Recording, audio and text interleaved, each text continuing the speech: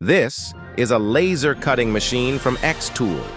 Watch how it makes precise and detailed cuts.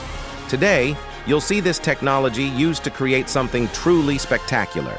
Disney's Wall-E robot, entirely cut and articulated in wood. Get ready to be amazed. Follow along with every step of this incredible build. From the articulated wheels to the movable neck and a compartment that opens, every detail is brought to life in an impressive way. Curious to learn more about the Wall-E files or the laser cutting machine used? Leave a comment on what you'd like to know more about. Thanks for watching, and now enjoy a sneak peek of this animation and see how amazing it turned out. See you next time.